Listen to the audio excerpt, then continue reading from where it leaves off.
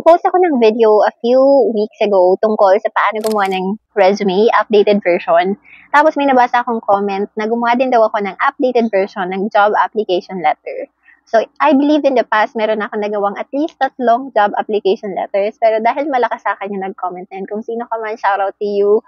At kung ikaw na nanonood ngayon ay may balak mag-apply, mapag-government pa niyan, private institution, or even international, I believe this video will definitely help you. So make sure to watch the video until the end. Let's dive in.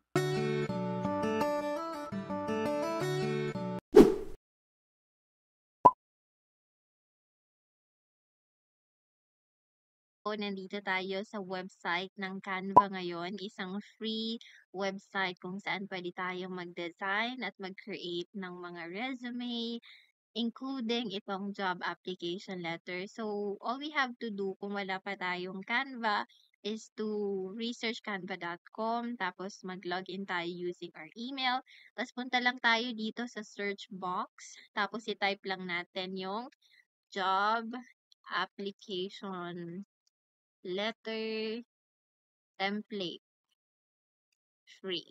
Dahil free ang gusto natin, so hahanapin natin yan. So, dito, kung mapapansin nyo, meron tayong 20,000 na Canva templates ng job application letter. So, itong mga may ganito ay pro version yan. Tapos, yung may mga ganito ay mga free version naman siya. So, mamimili lang tayo dyan, pero hindi na tayo lalayo. Itong pinakauna yung nagustuhan ko. So, pipindutin lang natin to, click lang natin yan. Ayan yung preview niya. Yan. Or yan. Kapag walang design or aesthetics. So, ganyan yung itsura niya. Kung babae ka, this is best for you. So, since babae rin ako, so yun, ito yung gagawin natin sample. Pero kung lalaki ka, pwede kang mamili ng black or ibang kulay. So, pindutin lang natin tong customize this template. Tayo sa isa pang separate na tab. So, palalakihin ko lang siya ng konti para ma-view natin. Alright. So, as you can see dito, ito yung profile picture niya. Sa mga previous videos ko, hindi ako naglalagay ng picture ng applicant. Pero, pwedeng lagyan kapag ito yung sample na ginawa natin. So, this is way better kasi makikita talaga ng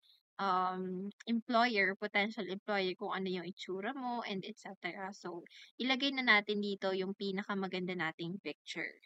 Next naman, nakalagay dito yung pangalan ng applicant. As you can see, kagaya ng sinabi ko before, naka-highlight talaga siya. Ibig sabihin, bold letter siya para makikita talaga agad ng ating potential employer. Tapos nakalagay sa baba yung kanyang designation or yung role na gusto niyang applyan. Tapos, as you can see, merong date dito sa kanan. Tapos, merong Dear Miss Margarita Perez. So, ito yung ina-applyan niyang tao or boss. Tapos, ito yung body of the letter. Na-discuss ko na kasi to before, isa-isa. Kaya, yun, di-discuss ko na lang sa'yo ng mabilisan. So, dito, I am writing regarding to the web designer position at yung name ng company.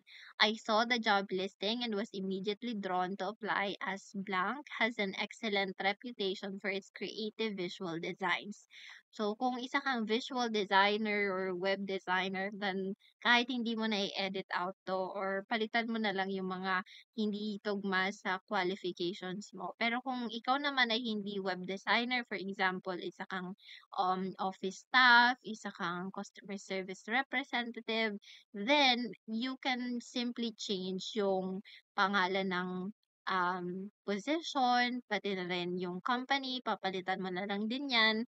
Tapos dito, nakalagay dito yung mga achievements, notable achievements ng applicant. So, mag-list down ka ng up to 3 achievements. So, kung more than 3 yung achievements mo, pwede ka naman maglagay up to 5. I believe that's enough kasi dapat isang page lang yung ating job application letter.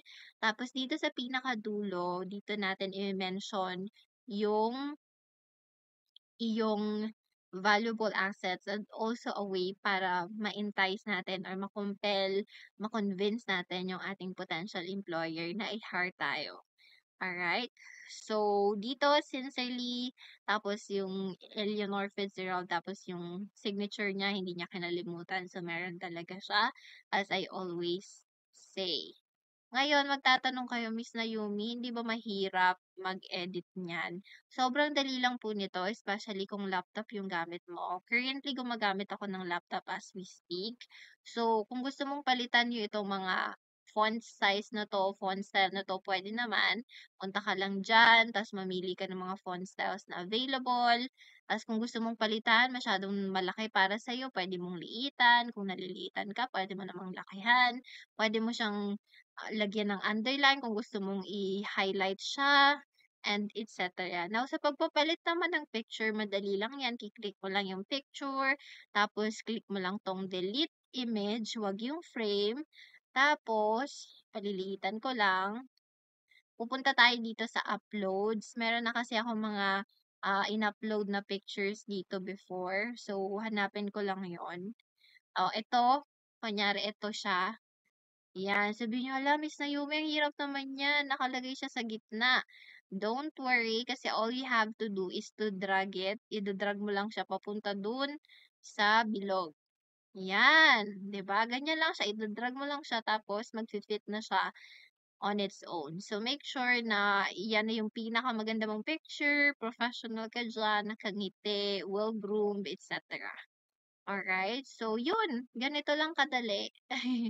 Ito share ko na yung technique para hindi na tayo mahirapan gumawa. So, ako din before actually nahirapan, pero with the help of application like Canva, nagiging madali talaga siya. And that's it. I hope that you've learned something from this video. If you did learn something from this video, make sure to hit the like button kasi it helps the channel a lot. Subscribe to this channel if you haven't already. Make sure to comment below kung meron ka bang gustong sabihin sa akin, kung meron kang suggestions, or kung ano yung thoughts mo sa topic natin today. And also share this video to other people na alam mong mag-a-apply din this year. And also make sure to stay tuned for my upcoming videos. I'll talk to you next time. Bye!